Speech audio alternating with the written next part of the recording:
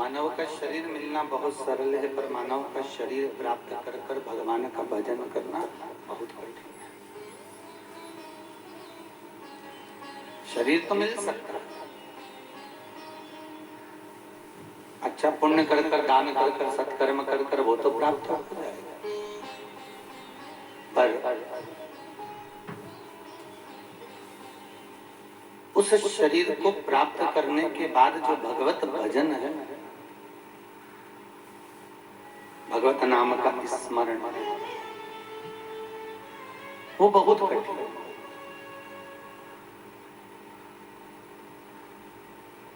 और यदि एक बार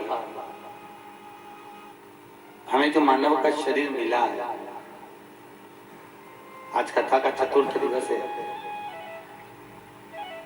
और चौथे दिवस की जो कथा है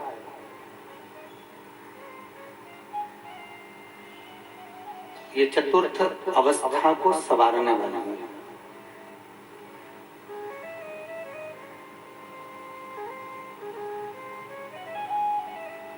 बच्चे को माताओं से निवेदन है या तो अपने पास बिठा ले लें। चतुर्थ दिवस की कथा चतुर्थ अवस्थाओं के अनुकूल, पहले दिन की जो अवस्था है वो बचपन है, दूसरी जवानी है, तीसरी अधेड़ी है और चौथा बुढ़ापा है।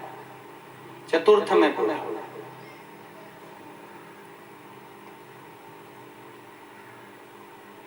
और जो चौथी अवस्था का जो सुख है, चौथी अवस्था का जो भगवान की भक्ति को प्राप्त करने का, शरणागति में जाने का एक सुख है, वो सुख का अनुभव ही कोई दूसरा। बचपन खेल में खोया, जवानी नींद भर सोया, बुढ़ापा देख कर रोया, सिराने मौत हंसती है।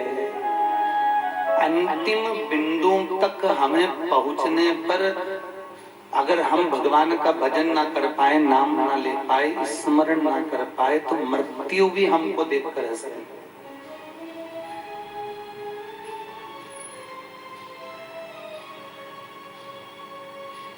कि कितना जन्म पाने के लिए मनुष्य की देह में तू आया, कितना कष्ट भोगा है तूने।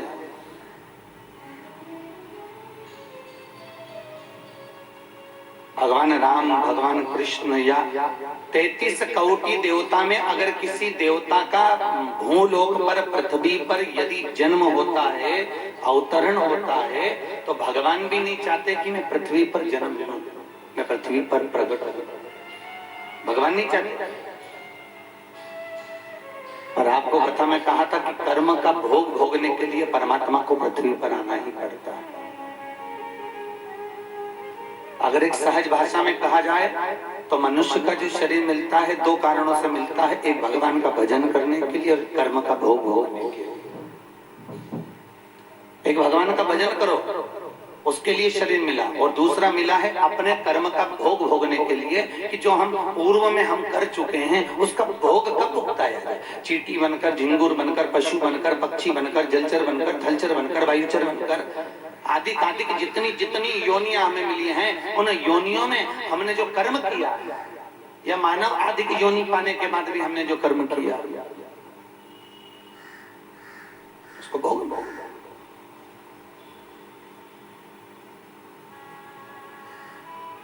एक बार भगवान कृष्ण गांधारी के पास में आए और मेरे कन्हैया ने, मेरे कृष्ण ने, मेरे कनुआ ने गांधारी बुआ को प्रणाम किया। अब वो माता कुंती को बुआ कहते थे तो गांधारी को भी बुआ कहते थे।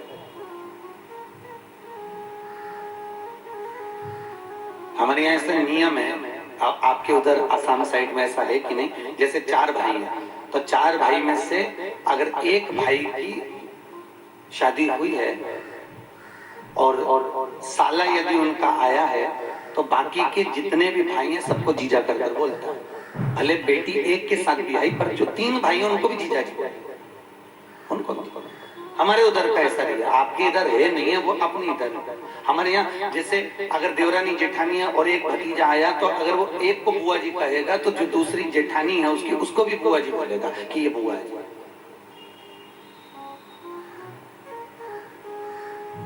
एक को मासी कह रहा है तो घर में अगर जेठानी बैठी है, देवरानी को मासी कह रहा है, उसकी बहन का छोरा है और उसको मासी कह रहा तो जेठानी को भी मासी कहेगा उसको। हमारे यहाँ अब भगवान कृष्ण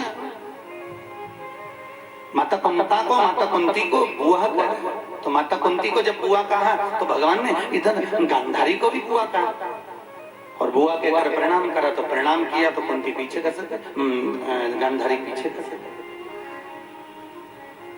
और गांधारी पीछे खसक कर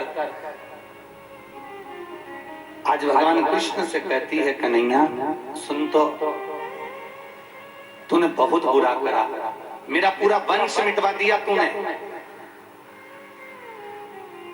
भगवान कृष्ण कहते हैं, बुआ जी इस वंश को मिटाने में मेरा कोई हाथ नहीं है, इस वंश को आपने स्वयं ने मिटाया है। अरे कृष्ण, मैंने कौन सा ऐसा काम कर दिया जो तू कर रहा है कि मैंने वंश मिटा दिया? और सुन कृष्ण, तूने मेरा वंश मिटवाया है, मेरे जीते जी मेरा पूरा वंश समाप्त हो गया। गांधारी कहती है, मैं तुझे श्राप देती हूँ कि तुझे तेरे जीते जी तेरा वंश समाप्त होगा। भगवान कहते हैं, बुआ जी आपने जो श्राप दिया मुझे स्वीकार है, इससे जोरदार श्राप कहीं नहीं मिल सकता मुझे। बस देवता और दानव, देव और मानव, इन सब में एक अंतर आता है कि देव मन का, देवता के अनुकूल मन का यदि कोई जीव है, जिसके भीतर परमात्मा कहीं ना कहीं समाहित है, जिसके भीतर शिव कहीं ना कहीं समाहित है, तो वो हमेशा पॉजिटिव ही सोचकर चलता है, वो हमेशा अच्छा ही सोचकर चलेगा। एक ठोकर भी लगी तो उसमें वो अच्छा सोचेगा, अगर जरा सा एक्सीडेंट हो गया, गिर गया, हाथ टूट गया, पाँव में लग गई, तो उसमें भी अच्छा सोचेगा, उसमें बुरा नहीं सोचेगा। जाने कौन सा एक्सीडेंट होने वाला था, अगर पूरा चले जाता तो भगवान अच्छा करा, छोटे से पे निकाल दिया। वो हमेशा पॉजिटिव सोचे, वो नेगेटिव नहीं सोचे, नेगेटिव नहीं, अच्छा हुआ प्रभु की कृपा। तो भगवान कृष्ण पॉजिटिव सोचते हुए क्या बोल रहे हैं? भगवान कृष्ण ने कहा, बुआ जी बहुत बढ़िया करा आपने मुझे जो श्राप दिया कि मेरा वंश मेरे सामने चले जाए, इससे बढ़कर सुख और क्या चाहिए? तो इतने में माता गांधारी बोली, अरे कृष्ण तुझे दुख नहीं है इस बात का, तुझे दुख नहीं है इस बात का? भगवान कहते हैं, इस बात का क्या दुख करना, अच्छा है बुआ जी आपने कम से कम श्राप तो दिया, और श्राप भी दिया तो ऐसा दिया कि मेरे सामने मेरा वंश जाएगा। अगर मैं खड़ा रहूंगा तो मैं अगर अपने परिवार के लोगों को भेजूंगा तो किसी अच्छी गाड़ी में, अच्छी जगह पर, अच्छी व्यवस्था से, अच्छी तरह से भेजूंगा।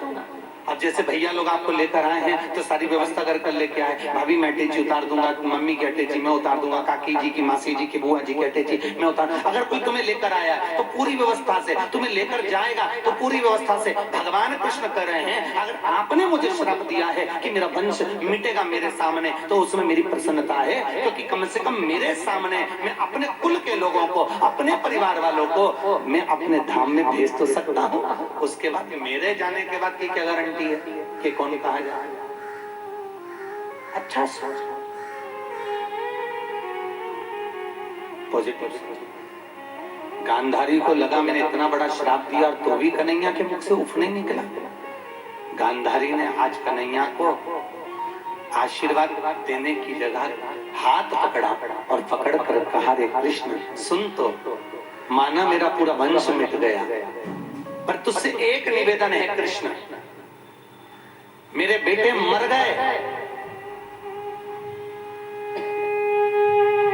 100 की 100 पुत्र चले गए, और तुझसे एक निवेदन, बोलो बुआ, मैं मेरे बच्चों का शव देखना चाहता हूं, उनकी बॉडी देखना चाहता हूं। चलो मैं अभी ले चलता हूं आपको। हाथ पकड़ा बुआ जी का गांधारी का ले गए और गांधारी का हाथ पकड़कर जब लेकर गए, बुआ जी से कहा, बुआ जी पट्टी खोल लो, अपने पुत्रों को देखना है। बुआ जी ने जैसे ही पट्टी खोली, जैसी पट्टी खोली, पट्टी खोलते से बुआ बहुत समय के बाद तो पट्टी खोली थी, और इतने वर्षों के बाद जब पट्टी खुली है तो सबसे पहले बुआ जी को प्रकृति नजर आई। इतनी सुंदर हरियाली, इतनी सुंदर प्रकृति, बुआ उसको देखती रहती थकी तो हो गई, इतनी सुंदर प्रकृति। गांधारी का चित्त उसमें रम गया, और रमते रमते गांधारी को एक बेर का पेड़ नजर आया। बेर, बोर का पेड़, बेर का पेड़ नजर आया। गांधारी बेर तोड़ने के लिए गई। बेर का पेड़ ऊंचा था, हाथ पहुंच नहीं रहा था। गांधारी बेर में ऐसी ललायत रही कि एक शव को खींच कर लेकर आई, उस पे चढ़ी। हाथ नहीं पहुंचा, दूसरे को खींच कर लेकर आई, उस पे चढ़ी। हाथ नहीं पहुंचा, तीसरे शव को खींच कर लेकर आई, उस पे चढ़ी। गांधारी ने 100 शवों का ढेर लगा दिया और उस पे चढ़कर माता गांधारी बेर तोड़कर खा रही थी।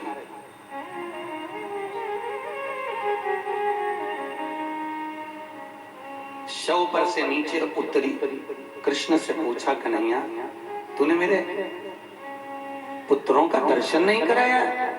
मैंने कहा था तुझे मेरे बेटे मर गए, कम से कम दर्शन तो करा दे, देख तो लूं मैं उनको। भगवान कृष्ण कहते हैं, बुआ जी जिन शवों के ढेर पे तू खड़ी है वो तेरे पुत्र ही तो है, जिनको तू पांव से पूछ रही है, जिनको तू पांव से मल रही है। गांधारी की आंख में आंसू भर गए। कृष्ण से गले लगकर रोती हुई बोली, हे कृष्ण मेरे पुत्रों की ये दशा कैसे हो गई? भगवान कहते हैं, गांधारी बुआ इसमें कोई किसी की दशा बनाने वाला नहीं होता, संसार में कोई किसी का बुरा करने वाला पैदा नहीं होता।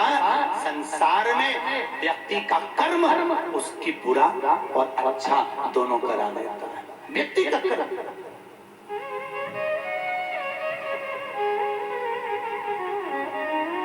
बहुत ध्यान देना साहब, आज के जमाने में दुनिया को भरमाने वाले बहुत सारे फिर रहे हैं, लोगों को भ्रमित करने वाले बहुत सारे फिर रहे हैं, और आपसे कहीं कहेंगे किसी ने तुम्हारे ऊपर ऐसा कर दिया, किसी ने तुम्हारे ऊपर ऐसा कर दिया, किसी ने यूं कर दिया, किसी ने ऐसा कर दिया। भ्रमित मत होना। शिव महापुराण की कथा कहती है, दुनिया में कोई किसी का बुरा नहीं कर सकता। बुरा अगर करोगे तो आपका स्वयं का बुरा आप स्वयं कर लो। जो कर कर आए हो वो आज भोग रहे हो। दुकान नहीं चल रही उसमें भी तुम्हारा कर्म का भोग है, व्यापार अच्छा चल रहा है उसमें भी तुम्हारे कर्म का भोग है, अगर कुछ तकलीफ है उसमें भी तुम्हारे कर्म का भोग है, और अगर आनंद में जी रहे हो उसमें भी तुम्हारे कर्म का भोग है। कोई किसी के लिए बुरा नहीं करता, करेगा तो वो अपने आप ही जाएगा। कोई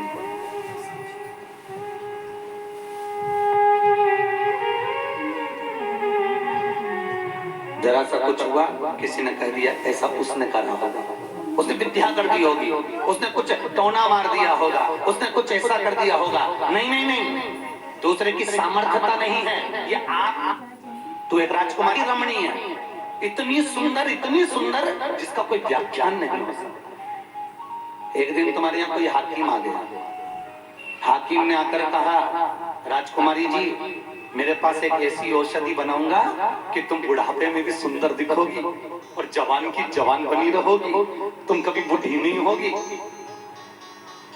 राजकुमारी जी थी तुमने पूछा कौन सी औषधि है, मैं बना के दूंगा आपको। तो राजकुमारी जी आपने कहा बना दो, बनाओ औषधि। तो हाकिम ने कहा तुमसे औषधि बनाने में थोड़ी सी हिंसा होगी, तो तुमने गांधारी बुआ तुमने कहा तुम्हारी जिसकी हिंसा करना है कर दो, पर मुझे बुढ़ापे में भी सुंदर बनी रहना है और जवान बनी रहना है, बनाओ दवाई। तो बुआ भगवान कह रहे हैं तुमने अपने को युवान बनाने के लिए, सुंदर बनाने के लिए उस हाकिम से दवाई बनाने को कहा, और दवाई कैसे बनेगी तुमने पूछा। हाकिम ने कहा 100 केचुओं को पकड़कर उनको दोच कर पीस कर उसमें एक सामान मिलाऊंगा, फिर वो शरीर पर लगाना, तुम जवान बनी रहोगी।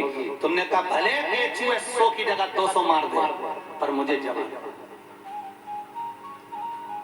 100 केचुए पकड़वाए गांधारी तुमने, और केचुए पकड़वा कर पिसवा कर उसकी दवाई बनवाई।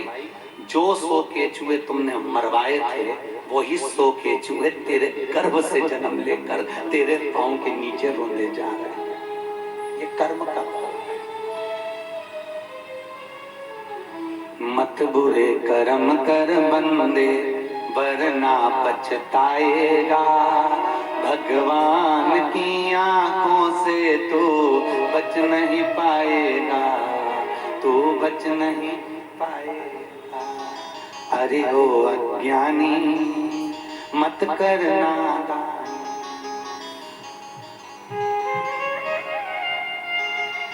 तुम सुख अपने आप में पा सकते हो, तुम दुख अपने आप में पा सकते हो, और कर्म का भोग भोगने के लिए तो स्वयं वसुदेव जी महाराज की आंख में आंसू थे। वसुदेव कौन? भगवान कृष्ण के पिता। वो भी तो रो रहे हैं, देवकी से गले लगकर वसुदेव जी रो रहे हैं, और माता देवकी को भी रोना पड़ रहा है और वसुदेव को भी रोना पड़ रहा है। क्यों? किसी का एक बेटा मर जाए तो वो धाई धाई रोता है, वसुदेव जी के सामने तो उनके 6-6, 7-7 पुत्र हाथ में उठा उठा कर कंस फेंक रहा है।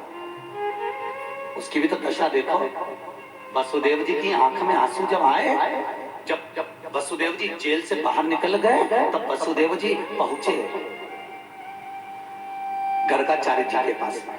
गुरुदेव, मैंने कौन सा ऐसा पाप किया था जो मेरे इतने बच्चे मर गए, मेरे सामने मारे जा रहे हैं? भगवान गर्गाचार्य बाबा ने कहा वसुदेव जी, ये तुम्हारे आज का जन्म नहीं, पूर्व में तुम कश्यप ऋषि थे।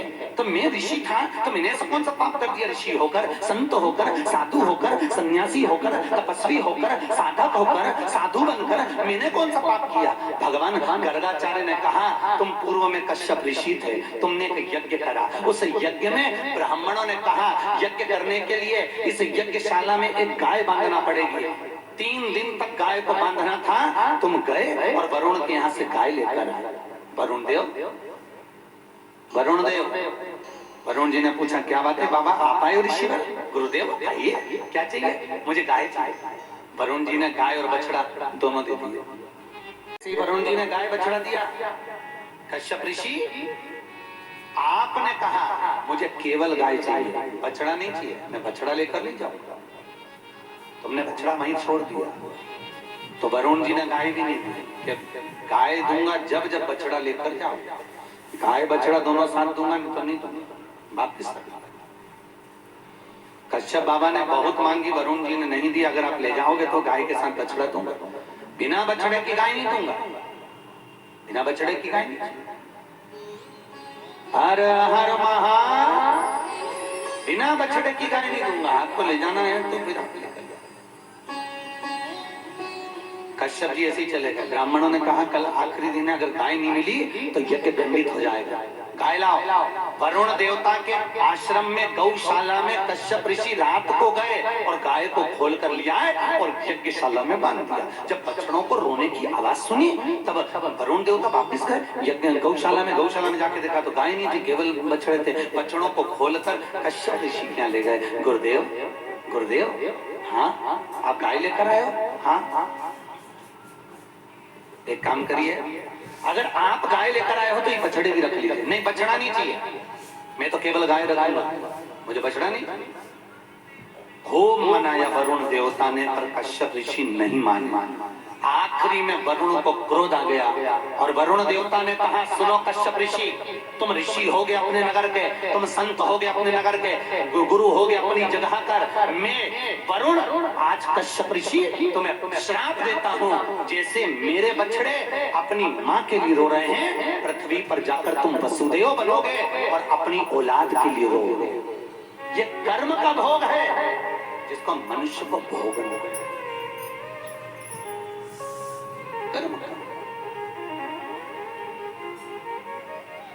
कोई किसी का बुरा नहीं करता, संसार में कोई बुरा करने वाला पैदा भी नहीं हुआ, क्योंकि भगवान ने तुम्हें जन्म दिया।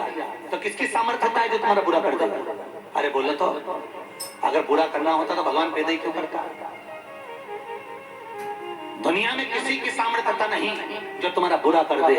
बस अंतर इतना है कि हमारे जो कर्म हैं, हम जो पूर्व में कर आए हैं, थोड़ा सा ये परिवार, ये पत्नी, ये रिश्ते, ये नाते, ये कुटुंब, ये कबीला, ये सब उसकी कृपा से कर्म के अनुसार मिलते हैं। किसके अनुसार? कर्म के अनुसार। जरा विचार करो, करोड़ों की जनता है पूरी भारत की भूमि पर, करोड़ों लोग रहते हैं इस भारत की भूमि पर पति की किस्मत में तुम लिखी थी और तुम्हारी किस्मत में वही पति लिखा था। इतने लड़के देखे, इतने लोगों के पास बायोडाटा गया, इतनी जगह पर पूछताछ करी गई, इतनी जगह पर छोरा छोरी देखे गए, पर उसी के साथ तुम्हारा संबंध क्यों लिखा?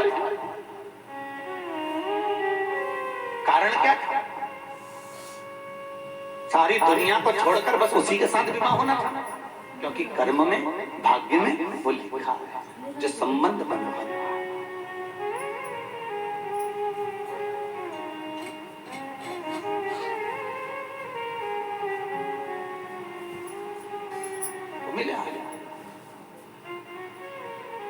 अच्छी करनी करो रे भैया, कर्म न करियो काला रे। लाल आंख से देख रहा है तुझे देखने,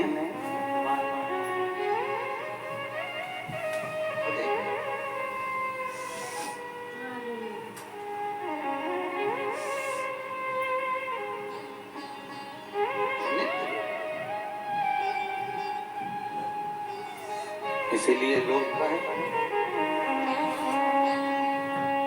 भोले बाबा के दरबार में सब लोगों का खाता, मेरे मालिक के दरबार सब लोगों।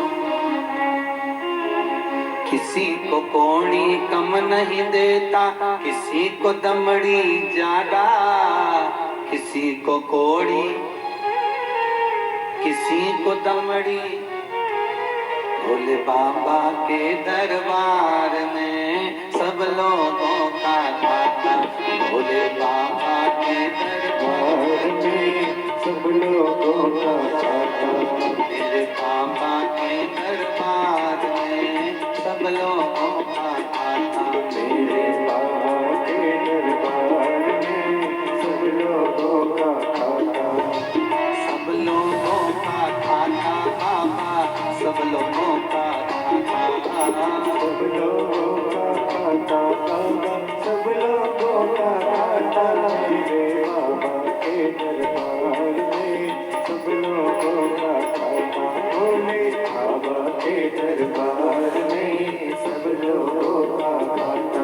अरे वाह, जय हो।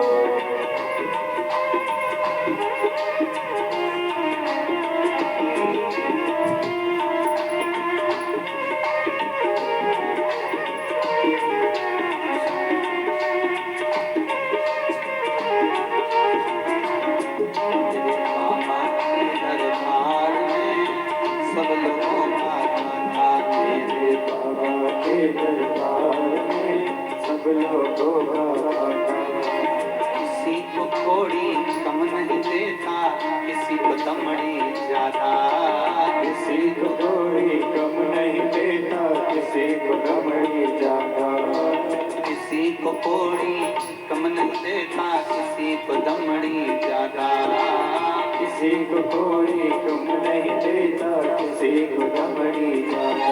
भोले बाबा के दरबार में सब लोगों का खाता, भोले बाबा के दरबार में सब लोगों का खाता, भोले बाबा के दरबार में सब लोगों का खाता, भोले बाबा के दरबार में सब लोगों का खाता। उसके पास में कोई ऊंचा नहीं, कोई नीचा नहीं, क्या चीज उसके पास में है, क्या शब्द उसके पास में है, क्या रखा है उसके पास में, तुमने क्या कर्म करा, क्या अच्छा करा, क्या बुरा करा, ये सब उसके पास है।